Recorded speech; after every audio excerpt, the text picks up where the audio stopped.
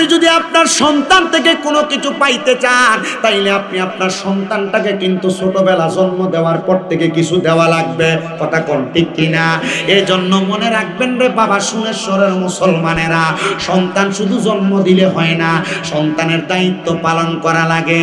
আল্লাহর নবীর প্রখ্যাত হাদিস বিশারদ হযরতে আবু সাঈদ খুদরি রাদিয়াল্লাহু তাআলা আমার নবীরে প্রশ্ন করি, ইয়া রাসূলুল্লাহ, ওগো মায়ার নবী, আপনার কাছে জানতে চাই একটা সন্তান জন্ম দেওয়ার পর মা বাবার কি কি দায়িত্ব আছে। এবার আমার নবী কয়, উম্মত শুনে নাও। এক নাম্বার, একটা সন্তান যখন কোনো মা বাবা জন্ম দেয়, মা বাবা জন্ম দেওয়ার পরে ওই মা বাবার দায়িত্ব হলো সর্বপ্রথম তার ডান কানের মধ্যে আজান দেওয়া, আজান, তার ডান কানের মধ্যে আজান দেওয়া। দুই নাম্বার, একটা সন্তান জন্ম দেওয়ার পর মা বাবার দায়িত্ব 7 দিনের মাথায় ওই সন্তানের মাথার চুলগুলা মুন্ডায়া দেওয়া, কামায়া দেওয়া। 3 নাম্বার, একটা মা বাবা সন্তান জন্ম দেওয়ার পর দায়িত্ব হলো 7 দিনের মাথায় ওই সন্তানের একটা সুন্দর নাম রাখা। 4 নাম্বার, ওই মা বাবা সন্তান জন্ম দেওয়ার পর দায়িত্ব হলো যদি মা বাবা স্বাবলম্বী হয়, ওই সন্তান যদি ছেলে হয় তার নামের উপর 2টা ছাগল 2টা বকরি, আর মেয়ে যদি হয় 1টা ছাগল 1টা বকরি, এটা কোরবানি দেওয়া, আকিকা দেওয়া। আর 5 নাম্বার, ওই মা বাবার দায়িত্ব হলো সন্তানকে আল্লাহর কোরআন শিক্ষা দেওয়া। মুসলমান, চিন্তা করে দেখেন, এই 5টা দায়িত্ব যদি আপনি পালন করেন, তাহলে আমার আল্লাহ তাআলা আপনার সন্তানরে দিয়া কোনোদিন আপনারে বিয়া শুদি করাবে না, আপনার সন্তানরে দিয়া কোনোদিন আপনারে গোছাড়া করাবে না, আপনার সন্তানরে দিয়া কোনোদিন আপনারে বাচ্চারা করাবে না। কিন্তু না না না, অনেক মা বাবা সন্তান জন্ম দেওয়ার পর সন্তানের গুরুত্বপূর্ণ দায়িত্বগুলা পালনই করে না। কোরআন শিখাইব দূরের কথা, সন্তানটাকে ইসলাম শিক্ষা দিবে দূরের কথা, সন্তানটাকে যেমন ইচ্ছা তেমন ভাবে মানুষ করতে থাকে। এই জন্য মনে রাখবেন, বৃদ্ধ বয়সে যদি আপনি আপনার সন্তানের কাছ থেকে কোনো কিছু পাইতে চান, তাহলে আপনি ছোট বয়সে একটা সন্তানকে আপনি তার দায়িত্ব পালন করা লাগবে। কিভাবে মুসলমান শুনে নেন, আপনি এই 5টা দায়িত্বের মধ্যে হযরতে আনাস রাদিয়াল্লাহু তাআলা আনহু বলেন, আমি আমার নবীজির জবান মুবারকে বলতে শুনলাম, আমার নবী বলেছেন সন্তানের উপর আরেকটা দায়িত্ব, সন্তান যখন প্রাপ্তবয়স্ক হয়ে যায়, মা বাবা যেন সন্তানটাকে নামাজের আদেশ করা শুরু করে 7 বছর বয়স থেকে। যখন 10 বছর বয়সী হয়ে যায়, মা বাপ যেন সন্তানকে নামাজের জন্য প্রহার করে। কিন্তু না রে না, বর্তমানের মা বোনেরা সন্তানকে নামাজের কথা বলবে তো দূরের কথা, বেটি নিজেই নামাজ পড়ে না, নিজেই নিজের মতো ঘুমায়। সকালবেলা আগে ঘরের কাছা দিয়ে গেলে, কোনা দিয়ে গেলে মা বোনদের কোরআন তেলাওয়াতের আওয়াজ শোনা যাইতো, কিন্তু এখন বেড়ির আর নাকের খড়খড়ানির আওয়াজ শোনা যায়। কথা কন না ঠিক কিনা? তো বেডি সন্তান মানুষ করবো কেমনে? তখন সন্তান বড় হইলে আর মা বাপের কথা শুনে না।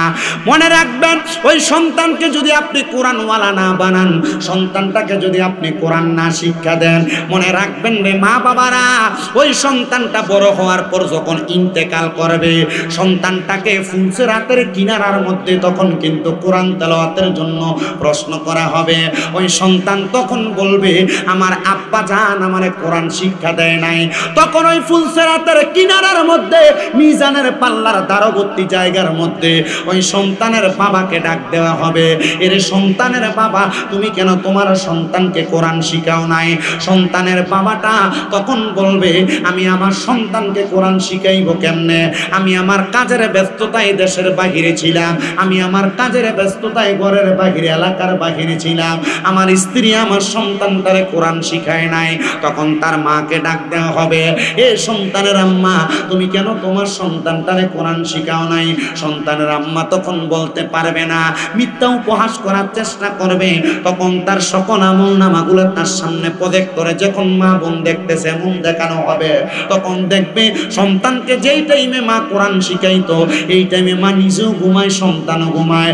আবার অনেক মা বোনেরা সন্তানের কাঁধের মধ্যে কিন্ডার গার্ডেনের 10-5টা বই দিয়া কিন্ডার গার্ডেনে পাঠায়, মুক্ত বেয়ার পাঠায় না, তখন সন্তানের মা উত্তর দিতে পারবে না। ওই সময় একটা সন্তান যদি কোরআন না পড়তে পারে, যেই সন্তান আপনার শরীরের সাথে একবার পাও লাগলে আপনার 2-3 বার সালাম করে, ওই সন্তানকে বলা হবে তোমার আব্বার বুকের মধ্যে পাড়া দিয়া তুমি সন্তান ফুলসেরাতটা পার হও। হাইরে কেমন অবস্থা হবে তখন যদি আপনার ফুতে আপনার বুকের ভিতরে পাড়া দেয়। আপনি বাফেরে ফুলসেরাতের এই পারে পাও থাকবে, হাতগুলা থাকবে ওই পারে, তখন আপনি বাবার বুকের মধ্যে সন্তান পাড়া দিয়া ফুলসেরাতটা পার হবে।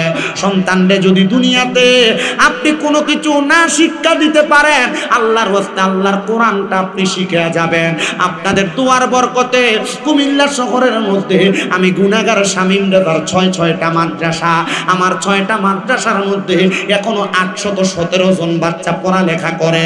আপনারা দোয়া করলে আমার মনে হয় এই বছর 1000-এর উপরে ছাত্র আমার 6 মাদ্রাসায় হয়ে যাবে। আপনাদের এখানে আসার আগে আমি আমার মাদ্রাসার ছাত্রদেরকে নিয়ে খাচ্ছে ছাদের উপরে একটু খেলাধুলা কইরা আমি পোলাপান্ডে কইলাম, বাবারে আমার অনেক দিন পর্যন্ত সত্তর আমার লেগে দোয়া করিস। তারা কয় হুজুর আপনি নামটার লেগে দোয়া করবেন, হাসে। আমি কইলাম না রে, দোয়া সবাই সবার জন্য করে। আল্লাহর কসম অন্য 5 দিনের চাইতে আজকে পোলাপাইনের দোয়ার বরকত আজকে আমার কাছে একটু ভালাই লাগতেছে। ওয়াজ করতে অসুবিধা হইতেছে না। আমি জানি আমি মরার পরে কোনো কিছু কবরে নিতে পারি আর না পারি, আমার মাদ্রাসার ছাত্রদের নেক দোয়া আমার কাছে আছে। আপনাদের লাখাই হবিগঞ্জের অনেক পোলাপান আমার মাদ্রাসায় পড়ে। হারাম খাওয়া, গুনার কাম করা, পরের হক মাইরা খাওয়া, শান্তি অশান্তি তালাশ করা, এগুলার ভিতরে বড় সাবধান। কথা কোন না? এই জন্য বন্ধু আমার আমি যেই ওয়াজটা আপনাদের কাছে করতেছিলাম রে বাবা, আল্লাহর নেয়ামতের শুকরিয়া আদায় করা। যখন আল্লাহ যেইভাবে রাখছে এইভাবে আলহামদুলিল্লাহ। কথা কোন না? আল্লাহ তাআলার শুকরিয়া আদায় করলে আল্লাহ তাআলা আপনার নিয়ামত বাড়াইয়া দিবে। হযরতে জাবির ইবনে সামুরা রাদিয়াল্লাহু তাআলা আনহু থেকে হাদিস বর্ণিত, তিনি বলেন আমি আমার নবীকে প্রশ্ন করলাম, ইয়া রাসূলুল্লাহ, ইয়া হাবিবাল্লাহ, নবী গো আপনার কাছে জানতে চাই আপনি নবী বলেন না আমার আল্লাহ তাআলার শুকরিয়া কেমনে আদায় করব। আমার নবী ডাক দিয়া কয়, উম্মত আমার শোনো, আল্লাহ তাআলার শুকরিয়া আদায় করার মাধ্যম হইল 2টা। 1 নম্বরে তেলাওয়াতিল কোরআন, আল্লাহ তাআলার কোরআনুল কারীমের তেলাওয়াতের মাধ্যমে। 2 নম্বরে ইবাদত, আল্লাহ তাআলার ইবাদতের মাধ্যমে। যখন আল্লাহর কোন বান্দা এই 2টা কাজের মাধ্যমে আমার আল্লাহ তাআলার শুকরিয়া আদায় করতে চায়, আমার আল্লাহ তাআলা বান্দার প্রত্যেকটা শুকরিয়া আল্লাহর দরবারে কবুল করে নেয়। আর আল্লাহ যখন বান্দার শুকরিয়াগুলা কবুল করে নেয়, আমার আল্লাহ তাআলা বান্দাকে 1টা না 2টা না 3টা না, বান্দাকে 10-10টা নিয়ামত দান করে, 10টা নিয়ামত দান করে। নবী গো ইয়া রাসূলুল্লাহ, ইয়া হাবিবাল্লাহ, নবী গো কোন 10টা নিয়ামত দান করে আপনি নবী বলেন না। আমার নবী কই, উম্মত 1 নাম্বার আমার আল্লাহ তাআলার শুকরিয়া যখন কোনো বান্দা আদায় করে, আমার আল্লাহ তাআলা বান্দার হায়াত বাড়ায়া দেয়। জোরে কোন সুবহানাল্লাহ। কত মানুষের হার্ট অ্যাটাক হয়, স্ট্রোক হয়, ঢাকা মেডিকেলের মধ্যে নিলে এই মাত্র 24 ঘন্টার জন্য তার 65 থেকে 1,25,000 টাকা ওই ব্যক্তিটার আইসিইউর বিল নিয়ে যায় রে বাবা। কিন্তু আল্লাহ তাআলার শুকরিয়া আদায় করলে আমার আল্লাহ তাআলা যে হায়াতটা বাড়াইয়া দেয়, তখন তো আমার আল্লাহ তাআলার কোনো বিলও দেওয়া লাগে না। আমার আল্লাহ তাআলা অটোমেটিকলি শুকরিয়ার কারণে তোমার হায়াতটা বাড়াইয়া দেয়। 2 নাম্বার আমার আল্লাহ তাআলার শুকরিয়া আদায় করলে ওই বান্দা যদি কঠিন কোনো বিপদের মধ্যে থাকে, মুসিবতের মধ্যে থাকে, আমার আল্লাহ তাআলা ওই বান্দারে কঠিন মুসিবত থেকে উদ্ধার করে দেয়। 3 নাম্বার ওই বান্দা যদি কঠিন কোনো রোগে আক্রান্ত হয়, আমার আল্লাহ তাআলা বান্দারে কঠিন রোগ থেকে শিফা দান করে দেয়। 4 নাম্বার ওই বান্দা যদি দুনিয়ার জমিনে অভাবে থাকে, মানে রিজিক না থাকে, আমার আল্লাহ তাআলা ওই বান্দাটার রিজিকের ব্যবস্থা করে দেয়। 5 নাম্বার ওই বান্দাটারে আমার আল্লাহ তাআলা ঈমানের সাথে মরণ দান করে। কত মানুষ তো মারা গেল সুনেশ্বর এলাকার, মারা যাওয়ার সময় জিহ্বার মধ্যে কামড় দিয়া মরছে। কত মানুষ তো মারা গেল চোখগুলা উল্টে গিয়া মরছে। কত মানুষ মারা গেছে নাকে মুখে দিয়ে রক্ত বাইর হয়ে মারা গেছে। কত মানুষ তো মারা গেছে বিছানার মধ্যে প্রস্রাব পায়খানা করে দিয়া মারা গেছে। কেন এমনি মারা গেছে জানেন রে বাবা? আজরাইলের কঠিন ভয়ঙ্কর চেহারা দেইকা বান্দাটা সহ্য করতে পারে নাই, এই জন্য এমন কষ্ট পেয়ে মারা গেছে। কিন্তু আমার নবী কই, উম্মত আল্লাহ তাআলার শুকরিয়া যদি আদায় করা মানে কোরআন তেলাওয়াত আর আল্লাহর ইবাদত বেশি বেশি বেশি করো, আমার আল্লাহ তাআলা তোমার এই ঈমানের সাথে মরণ দান করব।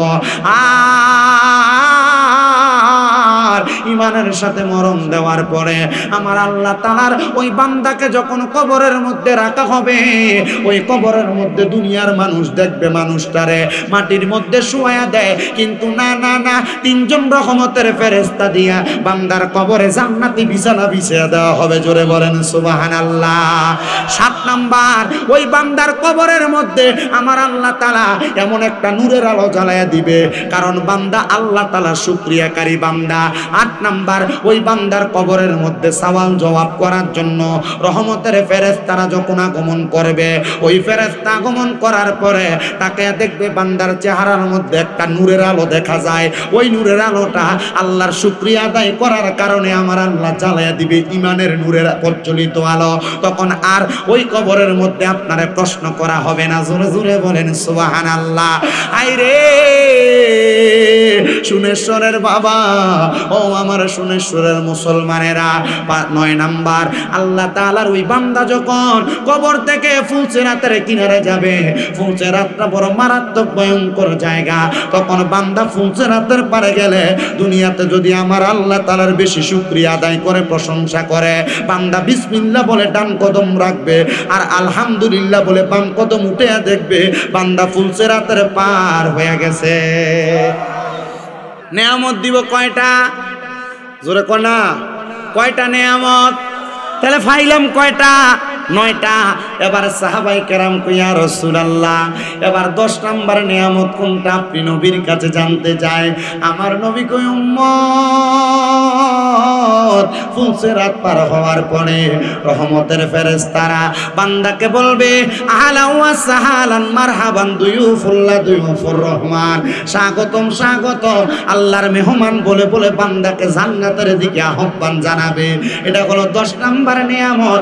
আসেন আমরা সবাই আমার আল্লাহ তাআলার নিয়ামত পাওয়ার জন্য মুহাব্বতের আওয়াজে আমার আল্লাহ তাআলার কালামে হাকিম কোরআনের তেলাওয়াত করি আর জোরে জোরে পড়ি। আউযু বিল্লাহি মিনাশ শাইতানির রাজিম, বিসমিল্লাহির রাহমানির রাহিম, ওয়া'বুদুল্লাহা ওয়া লা তুশরিকু বিহি শাইআন ওয়া বিল ওয়ালিদাইনি ইহসানা। وقال تعالى في كلامه المجيد وفي فرقانه الحميد، لا يكلف الله نفسا إلا وسعها.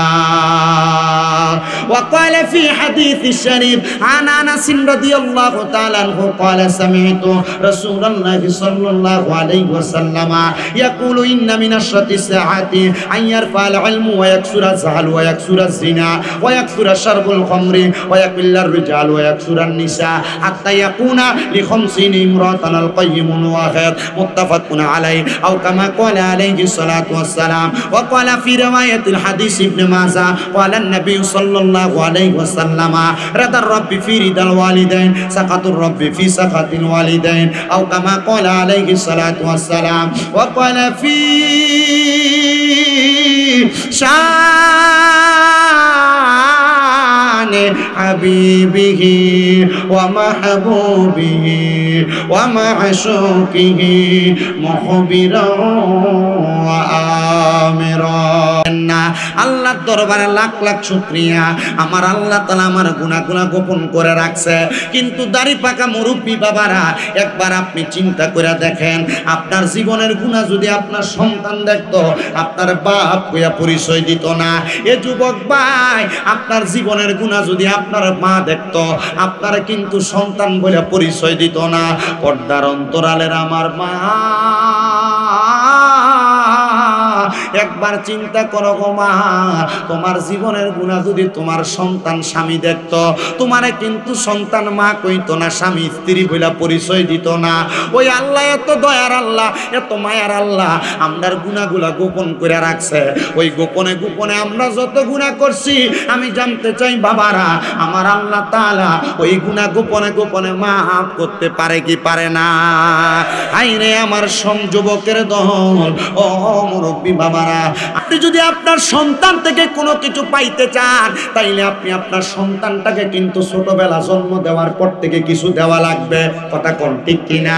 এই জন্য মনে রাখবেন রে বাবা, সুনেশ্বরের মুসলমানেরা, সন্তান শুধু জন্ম দিলে হয় না, সন্তানের দায়িত্ব পালন করা লাগে। আল্লাহর নবীর প্রখ্যাত হাদিস বিশারদ হযরতে আবু সাঈদ খুদরি রাদিয়াল্লাহু তাআলা আমার নবীরে প্রশ্ন করি, ইয়া রাসূলুল্লাহ, ওগো মায়ার নবী, আপনার কাছে জানতে চাই, একটা সন্তান জন্ম দেওয়ার পর মা বাবার কি কি দায়িত্ব আছে? এবার আমার নবী কয়, উম্মত শুনে নাও। এক নাম্বার, একটা সন্তান যখন কোনো মা বাবা জন্ম দেয়, মা বাবা জন্ম দেওয়ার পরে ওই মা বাবার দায়িত্ব হলো সর্বপ্রথম তার ডান কানের মধ্যে আজান দেওয়া, আজান, তার ডান কানের মধ্যে আজান দেওয়া। দুই নাম্বার, একটা সন্তান জন্ম দেওয়ার পর মা বাবার দায়িত্ব 7 দিনের মাথায় ওই সন্তানের মাথার চুলগুলা মুন্ডায়া দেওয়া, কামায়া দেওয়া। 3 নাম্বার, একটা মা বাবা সন্তান জন্ম দেওয়ার পর দায়িত্ব হলো 7 দিনের মাথায় ওই সন্তানের একটা সুন্দর নাম রাখা। 4 নাম্বার, ওই মা বাবা সন্তান জন্ম দেওয়ার পর দায়িত্ব হলো, যদি মা বাবা স্বাবলম্বী হয়, ওই সন্তান যদি ছেলে হয়, তার নামের উপর 2টা ছাগল 2টা বকরি, আর মেয়ে যদি হয় 1টা ছাগল 1টা বকরি, এটা কোরবানি দেওয়া, আকিকা দেওয়া। আর 5 নাম্বার, ওই মা বাবার দায়িত্ব হলো সন্তানকে আল্লাহর কোরআন শিক্ষা দেওয়া। মুসলমান, চিন্তা করে দেখেন, এই 5টা দায়িত্ব যদি আপনি পালন করেন, তাহলে আমার আল্লাহ তাআলা আপনার সন্তানরে দিয়া কোনোদিন আপনারে বিয়া শুদি করাবে না, আপনার সন্তানরে দিয়া কোনোদিন আপনারে গোছ ছাড়া করাবে না, আপনার সন্তানরে দিয়া কোনোদিন আপনারে বাদ ছাড়া করাবে না। কিন্তু না না না, অনেক মা বাবা সন্তান জন্ম দেওয়ার পর সন্তানের গুরুত্বপূর্ণ দায়িত্বগুলা পালনই করে না। কোরআন শিখাইব দূরের কথা, সন্তানটাকে ইসলাম শিক্ষা দিবে দূরের কথা, সন্তানটাকে যেমন ইচ্ছা তেমন ভাবে মানুষ করতে থাকে। এই জন্য মনে রাখবেন, বৃদ্ধ বয়সে যদি আপনি আপনার সন্তানের কাছ থেকে কোনো কিছু পাইতে চান, তাহলে আপনি ছোট বয়সে একটা সন্তানকে আপনি তার দায়িত্ব পালন করা লাগবে। কিভাবে মুসলমান শুনে নেন, আপনি 5টা দায়িত্বের মধ্যে হযরতে আনাস রাদিয়াল্লাহু তাআলা আনহু বলেন, আমি আমার নবীজির জবান মুবারকে বলতে শুনলাম, আমার নবী বলেছেন, সন্তানের উপর আরেকটা দায়িত্ব, সন্তান যখন প্রাপ্তবয়স্ক হয়ে যায়, মা বাবা যেন সন্তানটাকে নামাজের আদেশ করা শুরু করে 7 বছর বয়স থেকে। যখন 10 বছর বয়সী হয়ে যায়, মা বাপ যেন সন্তানকে নামাজের জন্য প্রহার করে। কিন্তু না রে না, বর্তমানের মা বোনেরা সন্তানকে নামাজের কথা বলবে তো দূরের কথা, বেটি নিজেই নামাজ পড়ে না, নিজেই নিজের মতো ঘুমায়। সকালবেলা আগে ঘরের কাছা দিয়ে গেলে, কোনা দিয়ে গেলে মা বোনদের কোরআন তেলাওয়াতের আওয়াজ শোনা যাইতো, কিন্তু এখন বেড়ির আর নাকের খড়খড়ানির আওয়াজ শোনা যায়। কথা কন্যা ঠিক কিনা? তো বেডি সন্তান মানুষ করব কেমনে? তখন সন্তান বড় হইলে আর মা বাপের কথা শুনে না। মনে রাখবেন, ওই সন্তানকে যদি আপনি কোরআনওয়ালা না বানান, সন্তানটাকে যদি আপনি কোরআন না শিক্ষা দেন, মনে রাখবেন রে মা বাবারা, ওই সন্তানটা বড় হওয়ার পর যখন ইন্তেকাল করবে, সন্তানটাকে ফুলসেরাতের কিনারার মধ্যে তখন কিন্তু কোরআন তেলাওয়াতের জন্য প্রশ্ন করা হবে। ওই সন্তান তখন বলবে, আমার আব্বা জান আমারে কোরআন শিক্ষা দেয় নাই। তখন ওই ফুলসেরাতের কিনারার মধ্যে, মিজানের পাল্লার দ্বারবর্তী জায়গার মধ্যে ওই সন্তানের বাবাকে ডাক দেওয়া হবে, এর সন্তানের বাবা, তুমি কেন তোমার সন্তানকে কোরআন শিখাও নাই? সন্তানের বাবাটা তখন বলবে, আমি আমার সন্তানকে কোরআন শিখাইব কেমনে? আমি আমার কাজের ব্যস্ততায় দেশের বাহিরে ছিলাম, আমি আমার কাজের ব্যস্ততায় ঘরের বাহিরে, এলাকার বাহিরে ছিলাম, আমার স্ত্রী আমার সন্তানটারে কোরআন শিখায় নাই। তখন তার মাকে ডাক দেওয়া হবে, এ সন্তানের আম্মা তুমি কেন তোমার সন্তানটারে কোরআন শিখাও নাই? সন্তানের আম্মা তখন বলতে পারবে না, মিথ্যা উপহাস করার চেষ্টা করবে। তখন তার সকল আমল নামাগুলো তার সামনে প্রজেক্ট করে যখন মা বোন দেখতেছে এমন দেখানো হবে, তখন দেখবে সন্তানকে যেই টাইমে মা কোরআন শিখাইতো এই টাইমে মা নিজেও ঘুমায়, সন্তানও ঘুমায়। আবার অনেক মা বোনেরা সন্তানের কাঁধের মধ্যে কিন্ডারগার্টেনের 10-5টা বই দিয়া কিন্ডারগার্টেনে পাঠায়, মুক্তবে আর পাঠায় না। তখন সন্তানের মাও উত্তর দিতে পারবে না। ওই সময় একটা সন্তান যদি কোরআন না পড়তে পারে, যেই সন্তান আপনার শরীরের সাথে একবার পাও লাগলে আপনারে 2-3 বার সালাম করে, ওই সন্তানকে বলা হবে তোমার আব্বার বুকের মধ্যে পাড়া দিয়া তুমি সন্তান ফুলসেরাতটা পার হও। হাইরে কেমন অবস্থা হবে তখন যদি আপনার ফুতে আপনার বুকের ভিতরে পাড়া দেয়, আপনি বাফেরে ফুলসেরাতের এই পারে পাও থাকবে, হাতগুলা থাকবে ওই পারে, তখন আপনি বাবার বুকের মধ্যে সন্তান পাড়া দিয়া ফুলসেরাতটা পার হবে। সন্তানরে যদি দুনিয়াতে আপনি কোনো কিছু না শিক্ষা দিতে পারেন, আল্লাহর ওয়াস্তে আল্লাহর কোরআনটা আপনি শিখে যাবেন। আপনাদের দুয়ার বরকতে কুমিল্লা শহরের মধ্যে আমি গুনাহগার শামীম দাদার 6টা মাদ্রাসা, আমার 6টা মাদ্রাসার মধ্যে এখনো 817 জন বাচ্চা পড়ালেখা করে। আপনারা দোয়া করলে আমার মনে হয় এই বছর 1000-এর উপরে ছাত্র আমার 6 মাদ্রাসায় হয়ে যাবে। আপনাদের এখানে আসার আগে আমি আমার মাদ্রাসার ছাত্রদেরকে নিয়ে খাচ্ছে ছাদের উপরে একটু খেলাধুলা কইরা আমি পোলাপান্ডে কইলাম, বাবারে আমার অনেক দিন পর্যন্ত যতর আমার লেগে দোয়া করিস। তারা কয় হুজুর আপনি নামটার লেগে দোয়া করবেন, হাসে। আমি কইলাম না রে, দোয়া সবাই সবার জন্য করে। আল্লাহর কসম অন্য 5 দিনের চাইতে আজকে পোলাপাইনের দোয়ার বরকত আজকে আমার কাছে একটু ভালোই লাগতেছে। ওয়াজ করতে অসুবিধা হইতেছে না। আমি জানি আমি মরার পরে কোনো কিছু কবরে নিতে পারি আর না পারি, আমার মাদ্রাসার ছাত্রদের নেক দোয়া আমার কাছে আছে। আপনাদের এলাকায় হবিগঞ্জের অনেক পোলাপান আমার মাদ্রাসায় পড়ে। আমার কাছে অনেক মা বাবারা তাদের সন্তানদেরকে হাতে তুইলা দিয়া বলে হুজুর আমার সন্তানকে আপনি আপনার কাছে পড়াইবেন, আমি আর কিছু চাই না হুজুর। আপনি একদিন ওয়াজের মধ্যে বলছিলেন একটা সন্তান যদি মা বাবার জানাজার নামাজটা পড়ায় আসসালামু আলাইকুম ওয়া রাহমাতুল্লাহ বইলা সালাম শেষ করার আগে আল্লাহ তাআলা ওই মা বাবার জীবনের গুনাহ মাফ করে দেয়। হুজুর আমার সন্তানটারে জানাজার নামাজ পড়ানোর মতো উপযুক্ত একটা ফুলা বানিয়ে দিয়েন। দোয়া করবেন আমার মাদ্রাসার নুরানির ছোট ছোট বাচ্চারা জানাজার নামাজ পড়াইতে পারে। আমি মা বাপটিরে কইছি আমি চেষ্টা করব, বাকি আলেম দান করার দায়িত্ব আল্লাহর। আমি আপনাদের সবার কাছে আবদার জানাই রে বাবা, আপনি আপনার সন্তানরে ডাক্তার বানানো অসুবিধা নাই, ম্যাজিস্ট্রেট বানানো অসুবিধা নাই, আপনি আপনার সন্তানকে ইঞ্জিনিয়ার বানানো অসুবিধা নাই, তবে আপনি আপনার সন্তানকে ফরজ শিক্ষা গ্রহণ করা যে কোরআনটা ওই কোরআনটা আগে শিখান। নচেত আপনি বাবা কাল ময়দানে মাশরে ধরা খায়া যাবেন। আপনি বাবা আপনার দায়িত্বগুলো পালন না করার কারণে মনে রাখবেন কোরআনওয়ালা ছেলে কোনোদিন তার বাবা মার সাথে অসদাচরণ করে না। কোরআনওয়ালা ছেলে কোনোদিন তার বাবা মারে আলাদা করে না। কোরআনওয়ালা ছেলে কোনোদিন তার বাবা মারে জুদা করে না, বাইরে খাওয়ায় না। কোরআনওয়ালা ছেলে কোনোদিন তার বাবা মার প্রতি খারাপ অসদাচরণ করে না। এই জন্য আপনি আপনার সন্তানটাকে সর্বপ্রথম আল্লাহ তাআলার কোরআনটা শিক্ষা গ্রহণ করাইবেন। আমি জানি না আপনাদের সুনেশ্বরের মানুষ কেমন ওয়াজ শ্রবণ করেন আপনারা রে বাবারা। যদি আপনারা সন্তানের এই 5টা দায়িত্ব নিম্নবর্তী 6টা দায়িত্ব পালন করতে পারেন, আমার বিশ্বাস ওই সন্তান কোনোদিন মা বাবার প্রতি অন্যায় আচরণ করবে না। কয়টা দায়িত্ব? কয়টা? 1 নাম্বার আযান দাও, 2 নাম্বার 7 দিনের মাথায় চুল খামানো, 3 নাম্বার একটা সুন্দর নাম রাখা, 4 নাম্বার যদি স্বাবলম্বী হয় আকিকা দেওয়া। আকিকার মাধ্যমে কি হয়? অনেক আকিকা দিতে চায় না। আকিকার মাধ্যমে সন্তানের যে দম দেন রক্তটা যায়, তখন এই সন্তানের কোনো রোগ বালা মুসিবত যদি সন্তানের গায়ে থাকে এই দমের সাথে রক্তের সাথে আল্লাহ কাটায় দেয়। রাজি আছেন ইনশাল্লাহ? এগুলো করবেন ইনশাল্লাহ? এগুলো চালু রাখবেন, এগুলো চালু রাখবেন, এগুলো জারি রাখবেন। এগুলো করলে ইসলামের যে মূল মৌলিক ধারাবাহিকতা এগুলো ঠিক থাকবে, ঠিক কিনা? আল্লাহ কবুল করুক, আমিন কর। তাহলে সন্তানরে কয় বছর বয়স থেকে নামাজের কথা বলবেন? জোরে জোরে জোরে জোরে, এই কোনটা দিয়ে কয় না, কয় বছর? তুলে কোন কয় বছরে কোনা দিয়া এই কন্যাটা দিয়ে কয় বছরে এরা চিন্তা করতেছে হুজুর আমি নিজে হইতো না আমার শরীর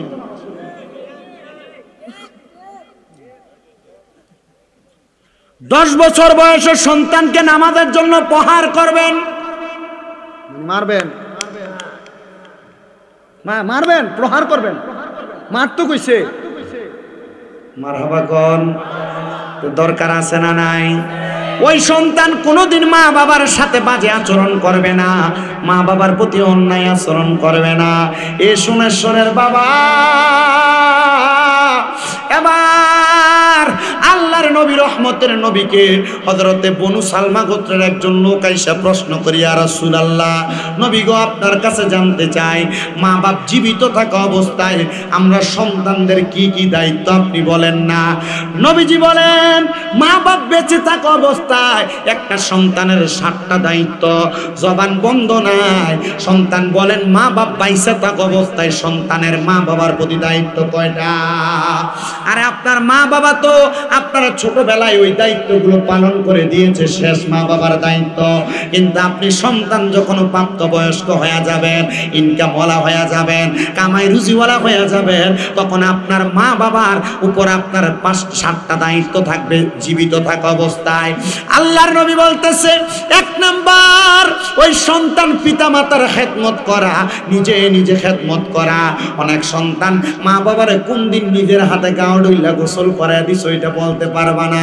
কোন দিন আব্বার পাউডা টিপা দিছো বলতে পারবা না কোন দিন আব্বার হাতের আঙ্গুলি ফুটে দিছো বলতে পারবা না এজন্য বলবো বাবা আল্লাহর নবী কয় 1 নাম্বার মা বাবার খেদমতটা বেশি করে করা 2 নাম্বার আম্মা আব্বার ভরণ পোষণের দায়িত্ব গ্রহণ করা আম্মা আব্বার ভরণ পোষণের দায়িত্ব গ্রহণ করা 3 নাম্বার আম্মা আব্বা অসুস্থ হইলে আম্মা আব্বার অসুস্থতার মাধ্যমটাকে অসুস্থতা দূর করার জন্য সুস্থতার মাধ্যম তালাশ করা 4 নাম্বার মা বাবা যখন বাধ্যগত হয়ে যায় মানে বৃদ্ধ হয়ে যায় তখন মা বাবার প্রতি একটা এমন নজর দেওয়া ছোট বাচ্চাদেরকে যেমন ভাবে লালন পালন করা হয় এমন ভাবে মা বাপকে লালন পালন করা 5 নাম্বার ওই আম্মা অথবা আব্বা তাদের জন্য 5 নাম্বার তাদের জন্য সন্তান এমন একটা স্ত্রী ঘরের মধ্যে আনা যে স্ত্রী মা বাবার প্রতি সদাচরণ করবে সুন্দর ব্যবহার করবে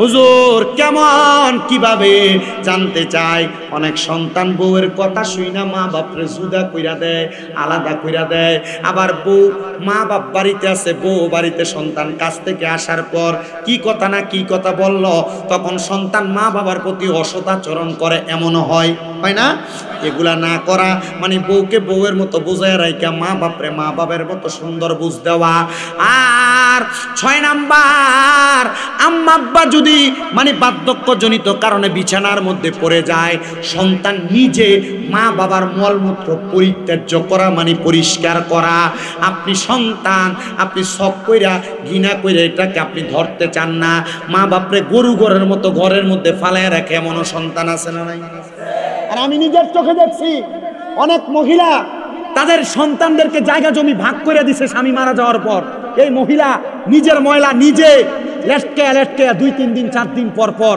নিজে খাতা টাইনা খেতা যেটাতে ঘুমায় এটা টাইনা বাহিরে নিয়ে আসছে আমি নিজে দেখছি তবে আমি দেখছি এই সন্তান জীবনে বড় হইতে পারে না এই সন্তান পরবর্তী সময়ে তার নিজের সন্তানের ফিটা খাইছে এই সন্তান পরবর্তী সময় নিজের সন্তানের হাতের ভাত খাইতে পারে না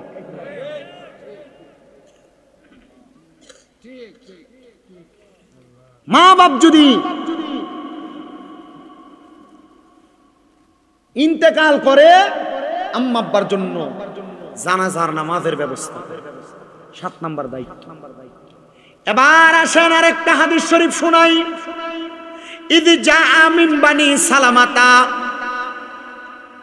যখন বনু সালমা গোত্রের একজন লোক আমার নবীর সামনে আসলেন নবীকে প্রশ্ন করলেন ফাকালা ইয়া রাসূলুল্লাহ নবীকে বলছি ইয়া রাসূলুল্লাহ আপনার কাছে জানতে চাই নবী আপনি বলেন সাহাবায়ে কেরাম যে নবীরে বলতেছে ইয়া রাসূলুল্লাহ বলে অনেক মোল্লারা যে কয় ইয়া রাসূলুল্লাহ ফালতু স্লোগান এই হাদিস শরীফে উত্তর ফাকালা ইয়া সাহাবায়ে কেরাম নবী ইয়া রাসূলুল্লাহ কইছিনি হাদিস শরীফে রন্ধ্র ইয়া রাসূলুল্লাহ স্লোগান আছে আরে মৌলবী কই ফালতু স্লোগান হযরত ওমর রাদিয়াল্লাহু তাআলা আনহু যদি বাইসা থাকতো সৌদি আরব থেকে আইয়া বাংলাদেশে এই মৌলবীরা গর্দান আগে ফলাইতো, কথা কন না কে রে? আর আপনারা এই মৌলবীর ওয়াজ শুনবার লাগা দল বান্ধে বান্ধে ফোলাবান যাও তোমরা, জানি না আপনারা? আলহামদুলিল্লাহ কইন আল্লাহর আপনারা ইমান বাঁচাক। আমার এর দুর্বিশ্বাস আছে যে বাউনবাড়িয়া আর হবিগঞ্জের সুন্নি যেডি আছে এডিরে মোটামুটি ডাইভেট করতে পারতাম, কারণ মোটামুটি এই অঞ্চলের মানুষ আউলিয়া কেরামের সোহবত বালা করেই হয়েছে। আর নাসিরউদ্দিন সিফা সালা রহমতুল্লাহ এই এলাকায় এমনি আইছিল, তোমরা ঠিক রাল লাগে আইছে, আল্লাহ কবুল করতো, আমিন কোন।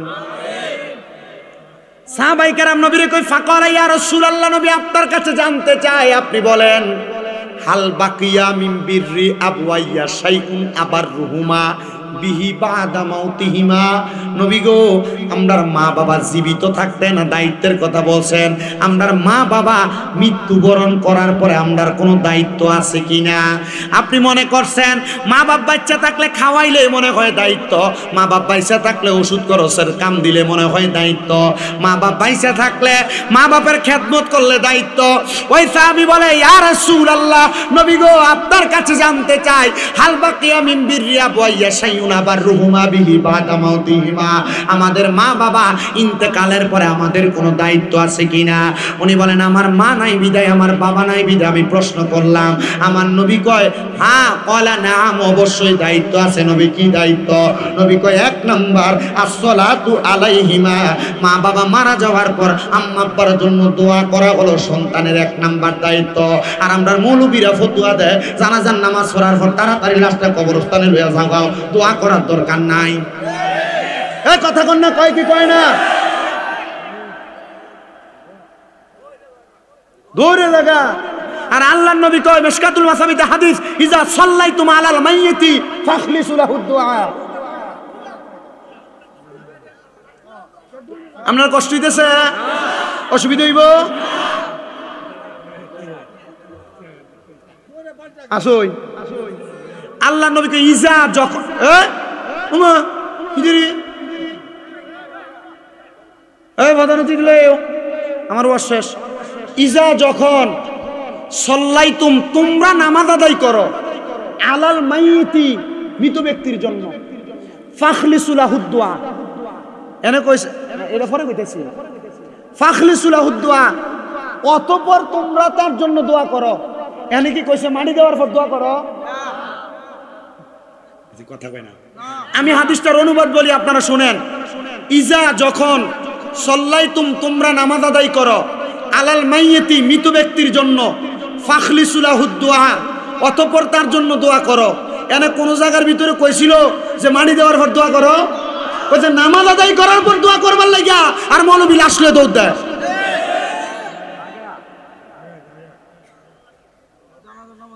জানাজার নামাজে বলে দোয়া, তো লাস্ট জন মাইকিং করে একটি সুখ সংবাদ, অমুক বাড়ির অমুক মিয়া নিবাসী ইন্তেকাল করিয়াছেন, মরহুমের জানাজার নামাজ করে, মরহুমের জানাজার দোয়া কর।